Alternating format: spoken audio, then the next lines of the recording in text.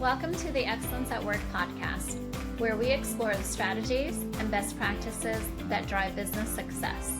I'm Rochelle Cook, COO of Brandon Hall Group and the host of our podcast, along with members of our executive team. In each episode, we'll dive into the latest trends, insights, and real-world examples from some of the most exciting leaders from organizations worldwide. Be part of our journey and learn from the best as we discuss innovative approaches and cutting-edge technologies for talent management, learning and development, leadership, diversity and inclusion, and more.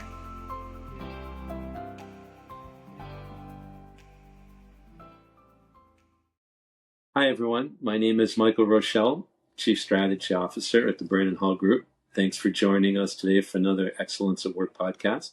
I'm here with some very exciting news. Great industry news. And this is to talk more about BTS's acquisition of Sounding Board. And I've got two experts from BTS here today with me. Katrin and Christine are going to kind of take us through what they believe are the most important aspects and what this means today and tomorrow for their customers and prospective customers. So Katrin, I'm going to have you introduce yourself and then Christine. Yeah, thank you for having us. My name is Katrin Mulford. I'm an SVP at BTS. It's my second time around at BTS. I came back to BTS in 2013, and I lead our coaching center of excellence that looks after the coaching specifically that is technology enabled and for mid-level leaders, first-level leaders, and individual contributors. And hi, Michael, thanks for having us. I'm Christine Tao. I'm one of the founders of Sounding Board, was the former CEO of Sounding Board prior to the acquisition of BTS, and now continuing on with my co-founder, Lori Maison, in working with Katrin to help continue to scale the offering under the global BTS brand. Well, that's exciting. We definitely have the people that have all the information that's needed for our audience to understand what a great acquisition this is and how it's going to benefit. So Katrin, back to you. Maybe you can take us back in time. Tell us why BTS acquired Sounding Board and what's the vision for the new broader offering. Yeah. To answer the question, I'll take you a little bit back into our history of how coaching even came into our portfolio. So when we started, which is now almost 40 years ago, we started in the strategy execution space because our founder noticed that strategy development, being owned usually by large consulting firms, lacks the execution side. And so initially, as an organization, we would just follow the strategy development consultancies around and just tag ourselves onto those for enabling leaders to execute to do the strategy execution. And we did this by providing really impactful ways in basically practicing the future of your business as a C-suite through immersive simulated experiences. So that was our core, our bread and butter for many, many, many years. And what it did is ingrain something in our DNA, which is to have a strategy culture first lens when we're solving a problem for a client. So we don't come with a framework or with wisdom necessarily, but just with a lens of what is the organizational context in which you're solving the individual context. And as we kept doing this, clients would come back to us and say, well, wait a minute, BTS, we would love for you to also provide these really powerful immersive experience to our frontline leaders, because that's actually where execution of strategy really hits where the rubber meets the road. And so can you help us enable our first level leaders, frontline leaders, in equipping them with the capabilities, mindsets, and behaviors for strategy execution? And so we find ourselves now being an end-to-end partner for leadership development. And less than a decade ago, the only way, or one of the ways in which you could personalize that development experience was through coaching. That was the way to do it. But coaching was typically available at the executive level. That was where coaching would happen. Everyone who was an executive leader would get an executive coach. So in 2017, we acquired Coach in a Box, which was the first mover in what clients would refer to as democratized coaching, where coaching is available to leaders and employees earlier in their life, earlier in their tenure, and therefore needs to be done in a way that it can actually scale so you can reach many, many people. And so you design and deliver this a little bit differently. So in 2017, when we made this acquisition, this became part of our portfolio. And for us, it's a great way to still personalize how you equip leaders to get to what the organization defines as great performance faster.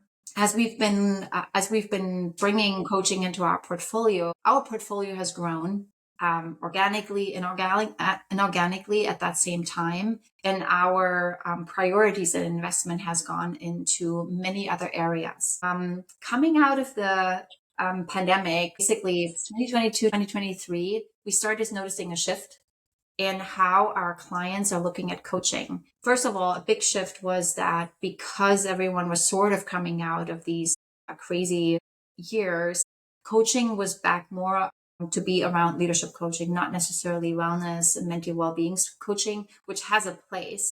We're not playing in that space. But as we were getting more and more contacted by clients, we actually also noticed a shift in the technology capabilities that were required that we hadn't invested in. So we did what any company has to do. You need to decide, do we build in-house, do we license, or do we buy? And we explored actually all the options. And right at the same time, the sounding board team was looking for a new home, which was a, lovely coincidence. And so this is actually how we ended up deciding that we would be really, really good partners. So we're lucky that right at that time, Christine and Lori were also looking for a new home. We also acquired Boda in 2023 to complement our coaching. So we now have an end-to-end coaching offering where we can distinguish between coaching for individual contributors, first and mid-level leaders, and then executive level leaders, which we service a little bit differently. And the vision is to basically be able to offer this one-stop shop for enterprises globally, which are already our client organizations we partner with, to bring really impactful coaching experiences to these different leader levels and use where appropriate, use the technology to actually support that and deliver this at high impact, high quality, and also at scale. That's a great overview. And Christine, I'm sure you have more to offer in terms of the story and how it all unfolded.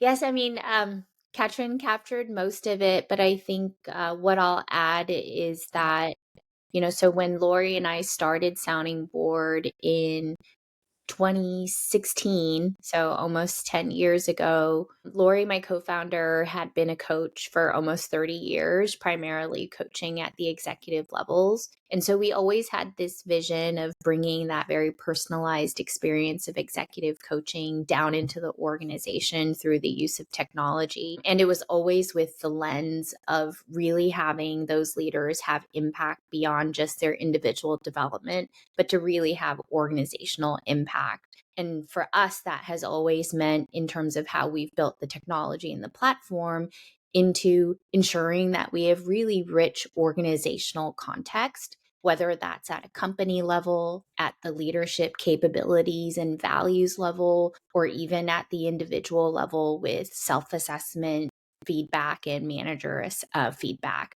And so that was the piece, I think, that got us really excited about BTS, because given their broad set of solutions in the talent, strategy, and even sales enablement, change and transformation space, I really feel like there's no other company out there that holds more organizational context than BTS in terms of the real sort of nuances of a business and what it takes for someone and a leader to be successful. And so for us, it felt like such a great match to be able to partner with an organization that had that context and also was working with their clients at a global level, across multiple functions, across multiple solutions. And so we feel like, when you think about coaching and where it really can have impact in really applying change and practicing behavior to accelerate behavior change at scale, it really felt like a good fit.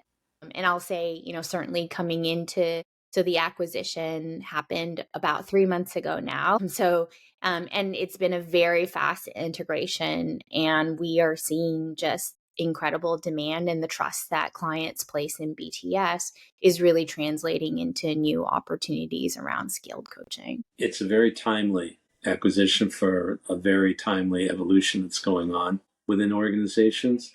It'd be nice to talk about that, where you can both kind of weigh in on it.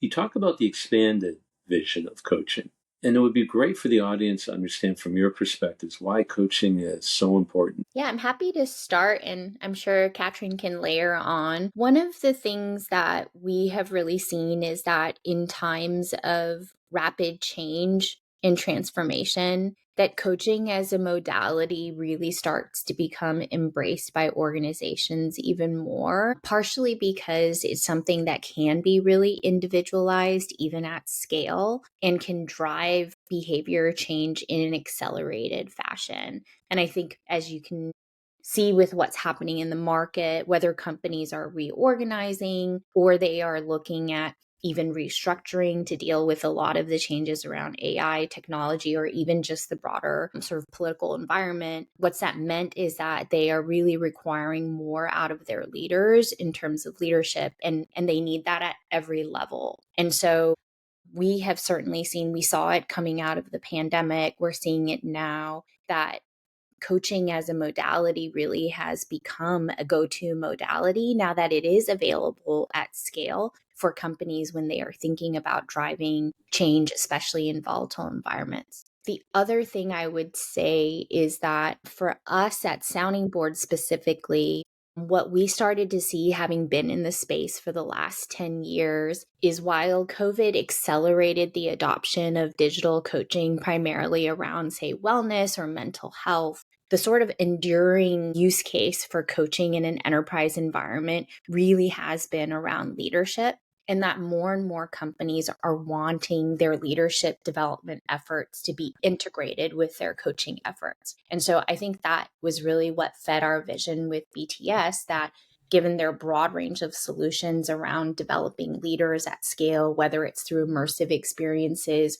training, or even online digital journeys, having that being more seamlessly integrated with coaching was something the market was really wanting. And so I think both of those things are two factors that are really driving not only an expanded vision of coaching for us at BTS, but just what is happening in the market overall. Now, Katrin, how are you seeing companies finding value in coaching as they look to kind of navigate, grow, change, become future ready?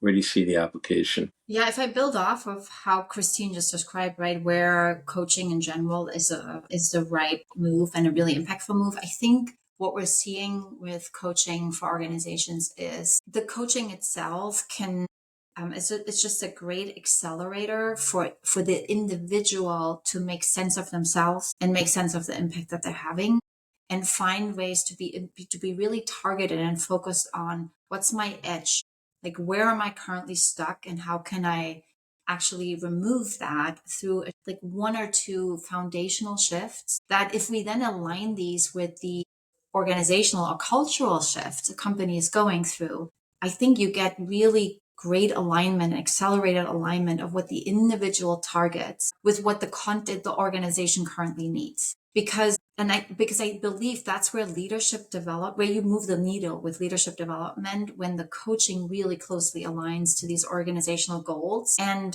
ties it back to where the individual is in their life, in their maturity, in their career, right? There's so many aspects that influence who we are and how we show up in a day to day. And it's hard, right? We're getting thrown a lot of things at us. And so to navigate these successfully, to navigate them in a way that's sustainable for the individual, that's where coaching can play a great role. But for that to work, we believe the coaching needs to have a really high degree of organizational context. This is what Christine was talking about earlier, which is what attracted our two firms, right? Where we realized this is not the way I like to think about it. Coaching is not about a pleasant conversation. It's about a purposeful conversation. Many coaching conversations are pleasant. So where it's disconnected from the organizational context, you ask the individual, they would still say, I loved it. It was really helpful for me, right? So I'm not discrediting it. But I think where organizations have the biggest yield is, and the biggest impact and value is, if you know why you're using coaching in service of developing leaders in time, in a place, in a context, and you tie the organizational and strategic context to that. So you give the coaching a frame of reference, and that in our mind is the difference, where you can see leadership behaviors change in a way that's actually noticeable. And it's not random what changes.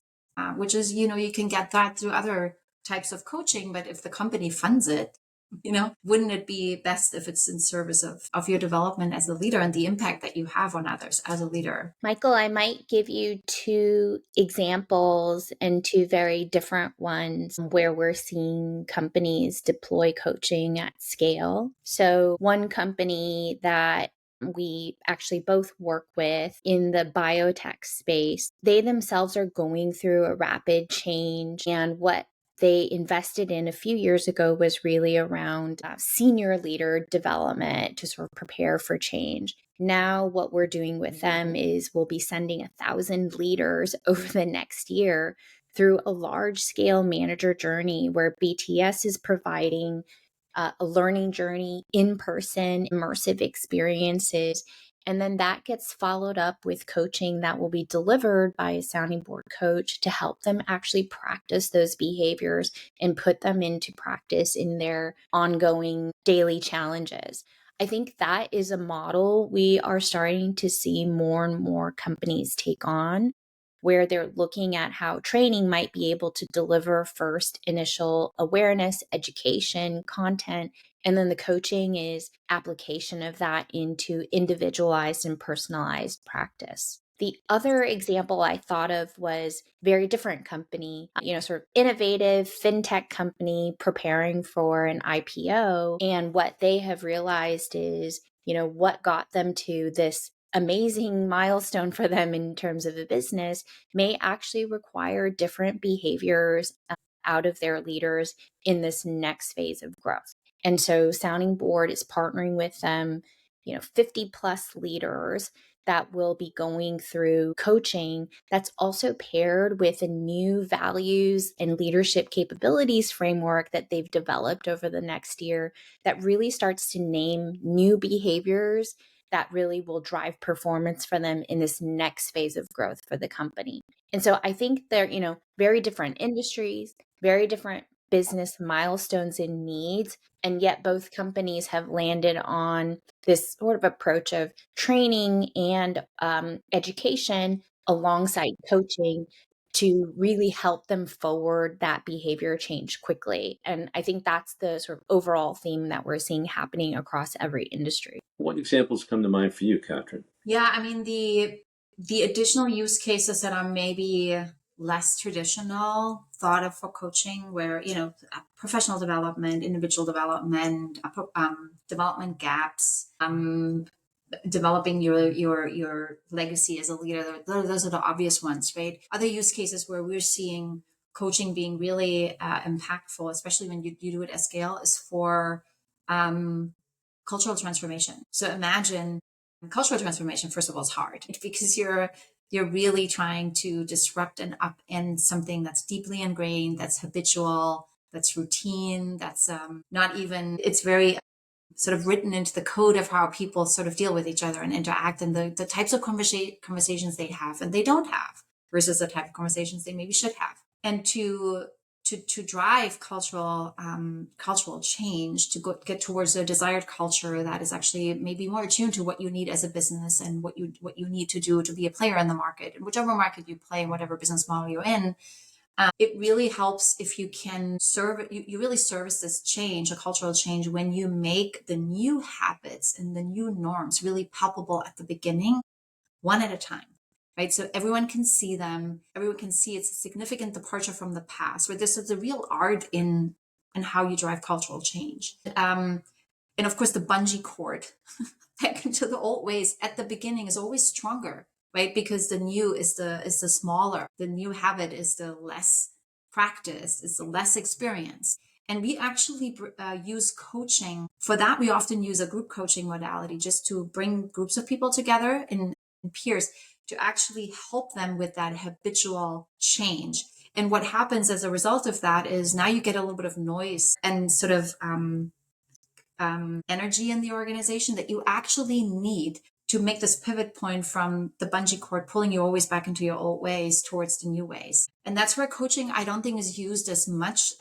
We have done this actually with large organizations, for example, around shifting their operating model to an agile operating model by providing what we call sprints. So in line with agile language, And these sprints are actually supported by a coach. And, we're not teaching agile methods. What we're actually doing is the coaches work with the individuals to actually find ways to break through the mold, break through the habit, and dare trying on what's already on paper and on posters, and support them in their own audacity, in their courage to actually try on, and knowing they'll face resistance and there will be moments where this doesn't feel right because the organization hasn't practiced it enough to feel it to be the norm. So I would think that's a very interesting use case for coaching that is maybe less leveraged.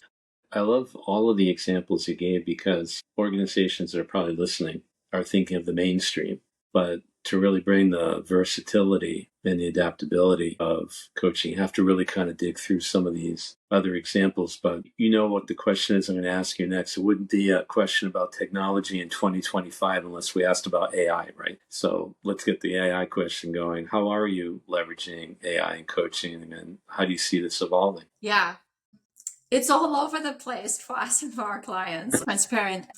I will tell you what we're noticing if we compare ourselves to some of our competitors in the coaching market. We're actually taking a bit of a different approach, which has its pros and its cons, as you can imagine, because if we get compared, we sometimes can get stuck. What we actually believe is that right now the technology is evolving so fast that the best way we can actually support organizations is to be as nimble as possible as they can be with the type of the technology that they're using to bring AI enabled or enhanced coaching into the coaching offering. So we're actually not putting a foot down on we're gonna have the bot at this point in the coaching session. Technically, we can do that. So if that's the requirement or if that's what the client wants, we can actually do that. We have the capabilities. We also have capabilities that are actually complementary to coaching, which have to do with practicing the actual conversation and the actual behavior in real time with a role play, right? Which now gives you practice data versus coaching data. And so so we actually see this complementary. But the way we actually think about this is the thing that we're learning in this space is that the first thing we need to understand now with an organization is how are they thinking about partnering with the technology? Do they want give us a guidance and tell us what it is? We have that end of the spectrum. The other end of the spectrum we have is, no, we want to co-create this with you. And we're navigating all of it in between, for which we actually think one specific AI-enabled coaching touch point that sits on the platform is actually not solving that. So we are currently using our different capabilities in-house to bring them to the client based on their own appetite with fixed and ready versus co-create with them, all the way to enable you to write your own bots on the platform. Because our clients are at different maturity stages already, even though this is such a new technology, the disparity is already huge in terms of how clients leverage it or not. And that's that's the approach we're taking. And Christine, what's the perspective that you see and where AI is going in coaching? Yeah, so prior to the acquisition by BTS, Sounding Board had done our own prototyping.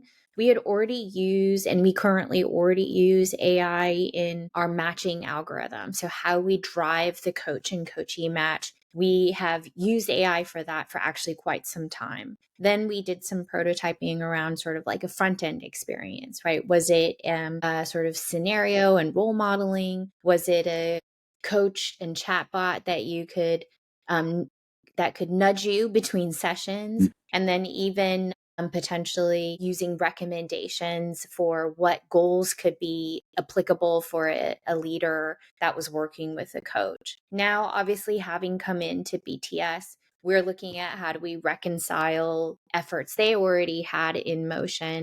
They had acquired a company called Wonderway, I think about a year and a half ago. That is a pretty robust solution for them already in the area of practice bots, as Katrin had mentioned. And they've actually already built and had that utilized for lots of standard leadership capabilities and needs. So now we're looking at how do we start to bring those together, because as everyone knows, the AI technology is evolving quickly. And so the race really is around how do you gather more data and context that then drives and frames and guides the AI to help really make the right, whether it's recommendations, providing content, or things like that that are actually relevant to that specific organization.